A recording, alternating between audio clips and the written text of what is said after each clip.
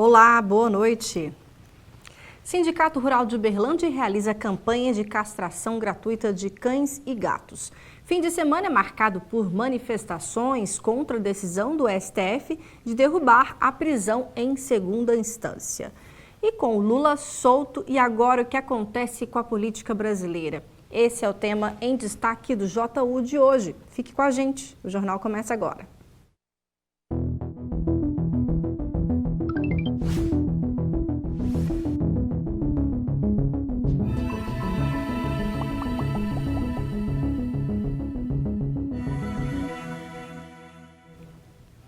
O cadastramento para uma campanha de castração gratuita de cães e gatos, promovida pelo Sindicato Rural de Uberlândia, já foi encerrado devido à grande demanda. A data para o cadastramento seria até amanhã, terça-feira, mas foi encerrado já no primeiro dia. Mas o repórter Fernando Cunha conversou com o diretor do sindicato, que faz orientações sobre a castração.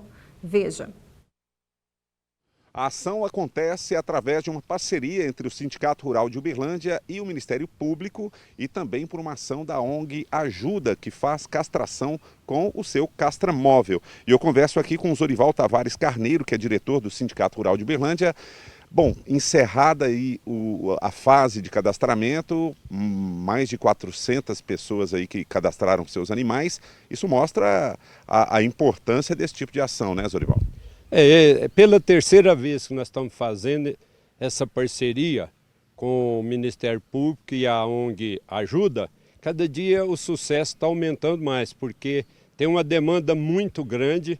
A gente nem esperava que fosse desse tamanho. No primeiro dia já encerramos as inscrições porque nós tínhamos um número limitado para ser feito. E cobriu, nós avançamos um pouco mais por medida de segurança. Essa importância é muito grande porque tem muito cachorro hoje que está solto aí na cidade, porque a pessoa que tem uma cachorra fêmea e ela produz lá 8, 10 cãezinhos, ele não tem como manter isso na casa dele. E aí ele faz o controle de ter um animal de estimação sem trazer consequências para ele na casa dele, porque hoje quase ninguém está adotando mais cachorro. Tá, muito obrigado. Então, nós conversamos aqui com o senhor Zorival Tavares Carneiro, que é diretor do Sindicato Rural de Uberlândia, e mais uma vez orientando a população de que fique atenta para próximas ações que possam ocorrer de castração de animais. Lembrando que a castração será de 26 a 29 de novembro aqui em Uberlândia, na portaria principal do Parque de Exposições do Camaru, e no dia 30 no distrito de Martinésia. Ok? Então, Fernando Cunha para o Jornal da UFO. Obrigada, Fernando, pelas informações. Bom, e nesse fim de semana, várias cidades brasileiras, manifestantes se reuniram contra a decisão do Supremo Tribunal Federal após a prisão e condenação em segunda instância. Veja na reportagem. Em São Paulo, na capital, os atos ficaram concentrados na Avenida Paulista. Manifestantes gritaram palavras de ordem. Que nós estamos em guerra! E teve até show de uma banda. Os protestos se estenderam por diversas cidades. No Rio de Janeiro, manifestantes cobraram pela PEC, proposta de emenda à Constituição, que regulamenta a prisão após segunda instância. A proposta pode ser pautada na CCJ, Comissão de Constituição e Justiça da Câmara, na semana que vem. Em Brasília, centenas de manifestantes se reuniram na esplanada dos ministérios. Também foram realizados atos em Belo Horizonte, na Bahia e em Fortaleza. Hoje, um dos alvos dos protestos, o ministro da Suprema Corte, Gilmar Mendes, se manifestou pelo Twitter. Gilmar disse que a presunção de inocência não pode ser esvaziada pela legislação e que reformas para dinamizar o processo são oportunas, como a diminuição dos recursos. Mas essas mudanças devem efetivar a Constituição Federal, não subvertê-la. O ministro compôs um dos 6 votos contrários à prisão de condenados em segunda instância.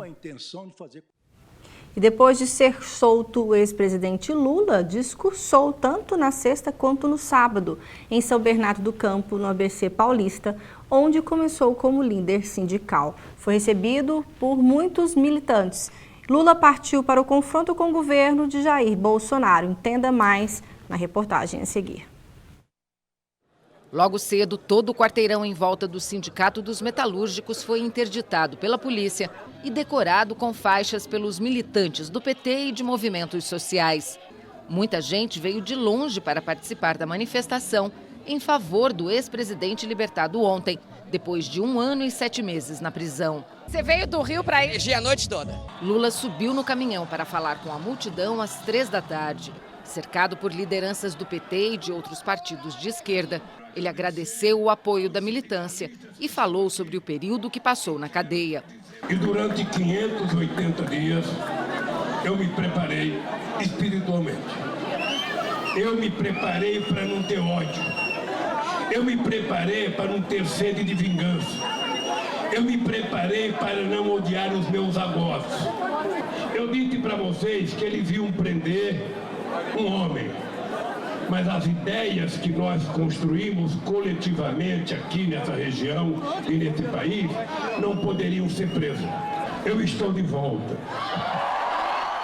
O ex-presidente também disse que os advogados dele já deram entrada com um habeas corpus no Supremo Tribunal Federal, pedindo a anulação de todos os processos que correm contra ele. No discurso, Lula criticou a Lava Jato, especialmente o procurador Deltan Dallagnol, o ministro da Justiça e Segurança Sérgio Moro, e se posicionou como antagonista do governo Jair Bolsonaro. Ele foi eleito. Democraticamente, nós aceitamos o resultado da eleição. Esse cara tem um mandato de 4 anos. Agora, ele foi eleito para governar para o povo brasileiro e não para governar para os milicianos do Rio de Janeiro. No final do discurso, que durou cerca de 45 minutos, Lula revelou que pretende percorrer o país numa retomada das caravanas e que daqui a 20 dias vai fazer um novo pronunciamento para contar os projetos que tem para o Brasil. Lideranças de outros partidos de esquerda já falam em alianças. Eu acho que tanto em 2020 quanto em 2022 vão ser eleições muito conectadas. Eu acho que a disputa das grandes cidades, que precisa resolver os problemas das cidades, por mais que o tema nacional esteja muito forte, é um lugar onde as esquerdas, ou o campo progressista, como eu tenho chamado, já tem que estar junto. Bom, como estamos vendo, as articulações políticas já começaram, né, logo após o Lula ser solto. E para conversar sobre esse assunto, hoje aqui no estúdio eu recebo o professor Moacir Henrique Júnior, que é advogado e professor da UENG. Boa noite, professor. Boa noite, Patrícia. E também recebemos hoje o, perdão se eu falar errado, o chamamos de Dr. Morato. Boa noite, Patrícia. Cleidson Morato da Silva, que é advogado criminalista, Perfeito. Que também vai contribuir muito com a gente hoje aqui com a discussão. Então, eu gostaria primeiro que vocês dois falassem sobre esse primeiro registro que a gente viu agora no discurso do Lula, já deixando bem claro que ele tem muito a dizer, né, e o impacto do peso, novamente, do Lula no cenário político. Quem gostaria de começar? Bom, seria presumível, né, Patrícia? Boa noite a você novamente, aos telespectadores. Seria presumível que uma vez que ele deixasse a prisão, ele partisse para esse discurso, né, até mesmo agressivo, porque assumiu uma posição passiva durante o tempo que ficou recluso em Curitiba. O que nós devemos observar agora é que ele tenta restabelecer um poder e acreditar novamente uma força ao PT, que acabou durante esse tempo, né, ficando desacreditado. Sim. Então, de toda forma, né, nós entendemos que em que pese ele venha se manifestar, venha promover essas caravanas, como ele deixou consignado na sua entrevista, por hora ele ainda é inelegível. Então, né, até que se resolva essa situação dele junto ao STF, um recurso que está pendente de julgamento, Lula continua inelegível para as próximas eleições. Excelente. Doutor Cleidson Morato, a sua visão também é semelhante? Sim, é semelhante ao que o doutor Moacir disse, né? A questão que está muito recente, desde a soltura do Lula e da decisão de soltar os presos após a condenação em segunda instância, né? Fazendo com que a gente não tenha ainda uma perspectiva geral do que vai acontecer. Se o Lula vai conseguir articular geralmente uma oposição ao governo, né, atuante, ou se ele vai ficar apenas tentando articular possíveis candidatos para as próximas eleições, tendo em vista essa questão da inegibilidade. Nós vimos também uma reportagem falando das manifestações que ocorreram em várias cidades brasileiras no final de semana, especialmente em algumas capitais. Então, muitas pessoas estão entendendo que essa decisão do STF, ela foi quase que para beneficiar o caso Lula, né? Eu gostaria que vocês falassem também sobre essa questão. É bom esclarecer que não é especificamente o Lula que envolve, né? A questão específica da decisão sob a prisão em segunda instância. Sim, a prisão em segunda instância, Patrícia, ela é um instituto previsto na Constituição Federal. A Constituinte de 1988, né, promulgou a Constituição Federal, colocando essa cláusula pétrea, onde que até o trânsito em julgado, quando não cabe mais recurso, a pessoa é considerada inocente.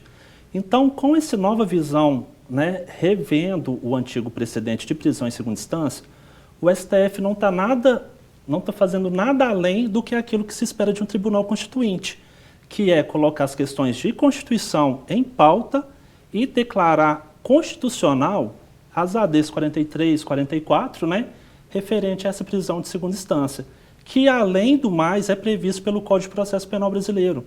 Então, em nenhum momento, a decisão do Supremo Tribunal Federal foi para beneficiar um réu ou outro réu, ou que seja uma classe econômica, porque muitas pessoas pobres, que não têm condições, muitas vezes representadas pela Defensoria Pública dos Estados, elas só conseguem atingir aí o STJ, o STF, por meio dessas ações. Então, essa decisão foi muito importante para deixar claro que não foi em prol de um candidato ou de um investigado qualquer. Foi uma decisão democrática, pautada na Assembleia Constituinte, representada pelos senadores, pelos deputados, representando o povo, pós-ditadura militar de 64. E, com isso, a gente tem, assim, a garantia da democracia e do devido processo legal, né? Até que seja feito algo ou alguma coisa, e isso vai prevalecer no Brasil, a gente tem que esperar agora aguardar as outras questões de inegibilidade do ex-presidente Lula e outras questões também relacionadas a outros réus da Lava Jato ou que seja de outras operações como o Mensalão. É isso que eu queria entender, porque agora o Lula se coloca como, entre aspas aqui, tá, vítima de uma decisão equivocada do STF em 2016, né? Então tem muita gente que questiona essa questão. O que tem que ficar bastante claro é que não há decisão equivocada, há uma mudança de entendimento, né?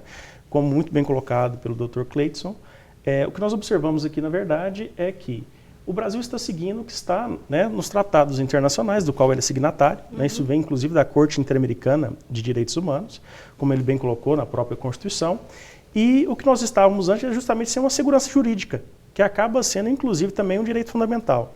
Então, não há mudança, não há uma decisão que privilegia isso, né, esse ou aquele. Na verdade, o que tem é uma interpretação literal do texto constitucional. E é isso que nós esperamos em um Estado democrático de direito, sem entender por um lado político ou outro. Está cumprindo a Constituição como o STF tem que fazer. Uma garantia, inclusive, da manutenção da democracia. Do Estado democrático de direito. Excelente.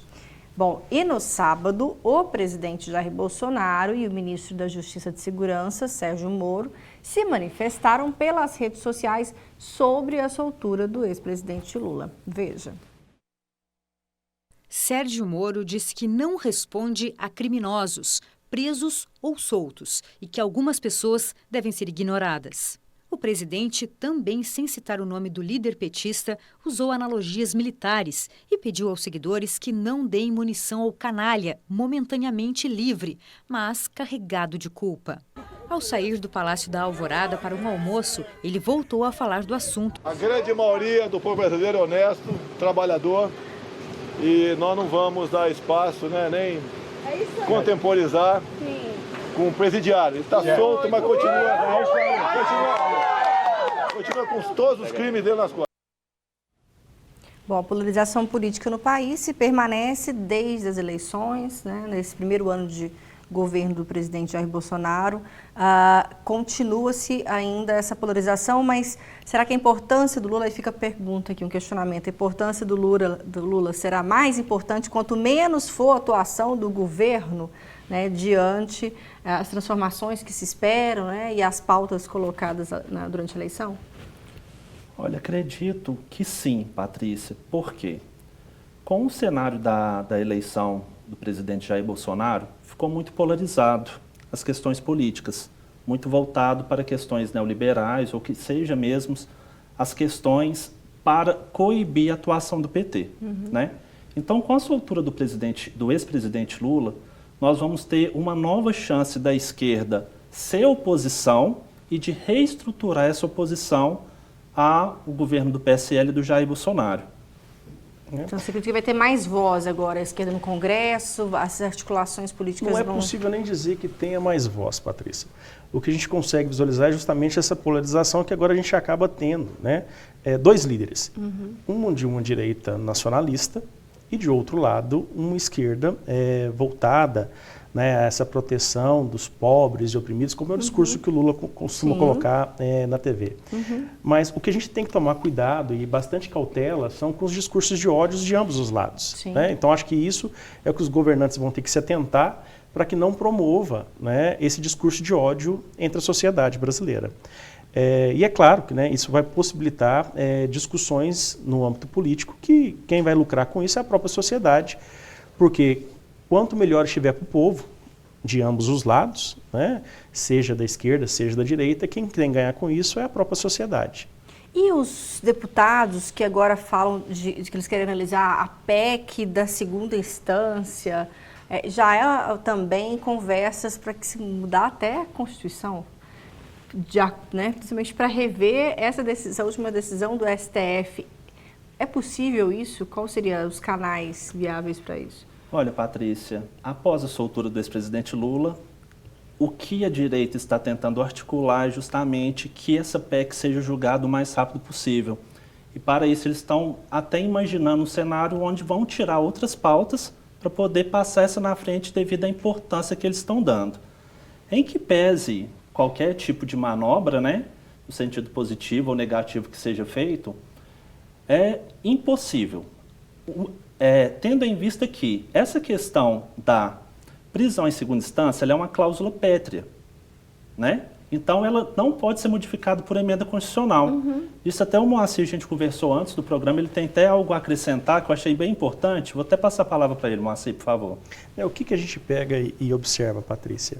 E aí vem do que a gente, né, comentou logo do início. O Brasil é signatário justamente de um tratado internacional. E a partir do momento em que ele produz um texto constitucional contrário ao próprio tratado, a gente vai ter duas normas conflitantes. Isso não se resolve assim, né? E poderia inclusive chegar ao ponto do Brasil ser condenado na Corte Interamericana por desrespeito a esse direito, que a gente vai chamar de direitos humanos, né? Porque o que vai distinguir direitos humanos de direitos fundamentais é que os direitos humanos diz respeito a toda a humanidade. E os direitos fundamentais são esses direitos humanos descritos na nossa Magna Carta. Então, através de uma PEC, nós iríamos suprimir um direito humano. Então, isso é muito complicado. Então, eu acho que em sã consciência, né, o Congresso não vota essa PEC. Não vota, né? É mais mesmo para a gente, de novo, voltar a ter uma articulação política nesse sentido. A gente volta a falar sobre esse assunto. Mas antes, vamos ver como fica o tempo em Uberlândia e região nesta terça-feira.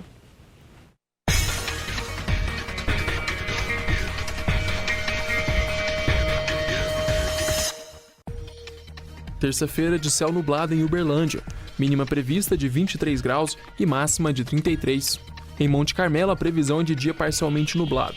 Os termômetros devem marcar entre 20 e 31 graus. Patos de Minas também deve ter um dia nublado e podem surgir pancadas de chuva à tarde.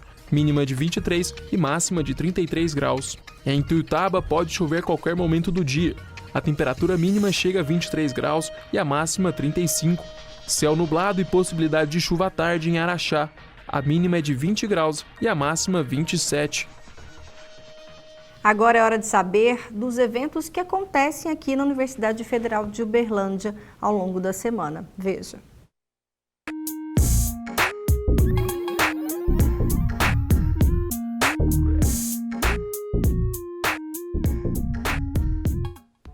Olá pessoal, confira agora os eventos que acontecem na universidade nesta semana. A semana de matemática e a semana de estatística começaram hoje e vão até quinta-feira. Os eventos são realizados pela Faculdade de Matemática da UFO. A proposta é abrir um espaço de interação entre alunos, professores e pesquisadores, com o objetivo de debater sobre as áreas de matemática pura aplicada, educação matemática e estatística. o Congresso de Psicopedagogia e o segundo encontro de pesquisadores em psicopedagogia também iniciaram hoje e vão até o dia 14 deste mês. Os dois eventos são promovidos pelo Grupo de Estudos e Pesquisa sobre a Psicopedagogia Escolar, que neste ano comemora 10 anos. E esta semana ainda tem um seminário em pesquisa em arquitetura e urbanismo. O evento é um espaço para compartilhar ideias na área de design, planejamento urbano, arquitetura e urbanismo. As atividades tiveram início nesta segunda e vão até quinta-feira. O evento ZUFO fica por aqui. Na próxima semana eu volto com mais dicas para você. Até mais!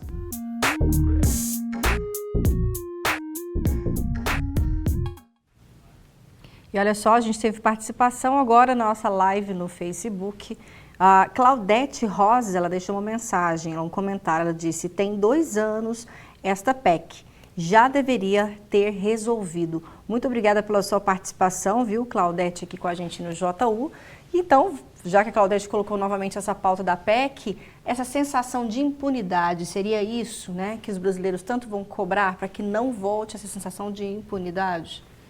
Bom, a gente não tem que falar em sensação de impunidade, deixa eu dizer para a Claudete, para os demais telespectadores, porque a prisão ela continua existindo, né? Então a gente tendo a justa causa, a gente tendo a garantia da ordem pública, a gente tendo a conveniência da instrução criminal, né? A gente tendo ao mesmo tempo a conveniência, né, do processo. Tudo isso vai poder se decretar prisão. Né? Agora, vai caber aos magistrados decretar essa prisão preventiva ou prisão cautelar antes da sentença ou até mesmo na sentença.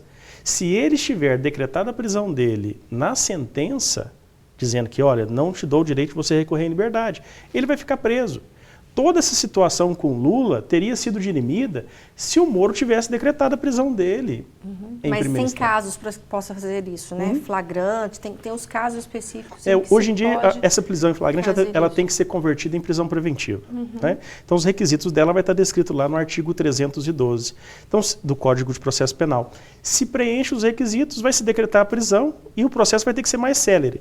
O que o Estado tenta justificar é que não tem número de servidores suficientes, número de juízes suficientes para que se cumpra todos os processos com o réu preso. Mas aí, de novo, a gente não pode dar ao STF, ou qualquer que seja os tribunais, o poder de legislar ou interpretar a lei conforme a conveniência e não o Estado de promover mais concursos, mais magistrados, mais servidores, para que os processos andassem com maior celeridade e não ficassem 2 anos, né, como uma PEC do Legislativo parado para ser apreciado se vota favorável ou não.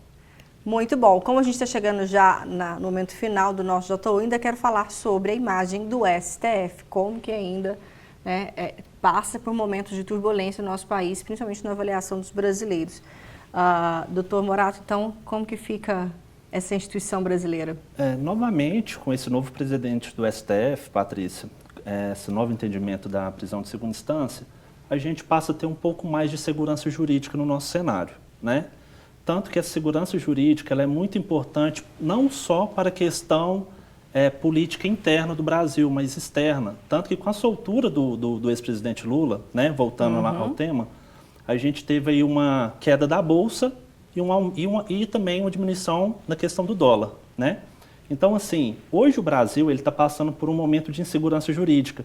Ninguém sabe como vão ficar as instituições futuramente ou ninguém sabe o que vai acontecer. Justamente a partir desse momento agora, onde, como bem dito anteriormente, dessa questão da polarização. Então, assim, no meu ponto de vista, o STF deu um grande passo pela democracia, agindo corretamente, seguindo o que é previsto na Constituição, sendo, na questão do Brasil ser signatário dos tratados internacionais, agindo conforme manda a diplomacia internacional. Então, assim, eu acho que o STF, nesse caso específico, sai fortalecido, né? Agora, como bem dito pelo professor Moacir, tem outros meios para se prender, né? Então, cada caso é um caso concreto, e o que a gente tem que ter em pauta, muito importante, Patrícia, que essa questão da prisão em segunda instância, em que pese a segurança jurídica, ela está muito relacionada com a liberdade do indivíduo, que é um direito fundamental. Então, nós temos vários casos de erro judiciário. Então, o STJ e o STF, ele pode corrigir vários aspectos errôneos, tanto de primeiro grau quanto de segundo grau, conforme já ocorre há muito tempo. Então, assim, no meu ponto de vista, respondendo a sua pergunta, o STF sai fortalecido e vamos ver o que vai acontecer agora com essa questão da tramitação dessa PEC da prisão de segunda instância, né, que eles vão ter que dar prioridade, e vamos ver em que ponto vamos chegar. E o retorno do Lula para a política e o cenário político brasileiro, como é que fica? Lembrando que o Lula ainda é réu em 7 ações penais. Algumas delas devem caminhar agora também de uma forma mais rápida, eu imagino. Sim, sim. Por questões de pressões políticas mesmo. Podem caminhar mais rápido. Eu ainda comentava com o doutor Morato, justamente sobre a situação de que a defesa dele agora está em saia justa. Né? Porque se ela acelera o processo, ele pode ocasionar, inclusive, condenação em segunda instância, que seria de turma colegiada, novamente com condenação superior a 8 anos. Novamente, ele se tornaria ainda inelegível. Se eles retardam esta situação, ele segue réu, né, e estaria inelegível pelo primeiro processo do sítio do triplex.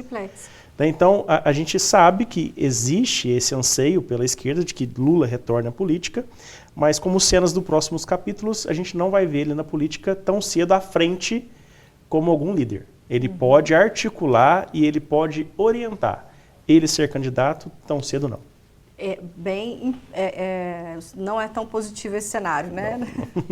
Bom, a gente volta a falar ainda mais sobre esse assunto. Política é sempre destaque aqui no JU. Quero agradecer muito a participação hoje, então, do Cleidson Morato, que é advogado criminalista. Muito obrigada. Eu que agradeço, viu? Patrícia. Obrigado e também pelo do Moacir Henrique, que é advogado e também professor de Direito da UENG. Boa noite também, viu? Obrigada. Patrícia.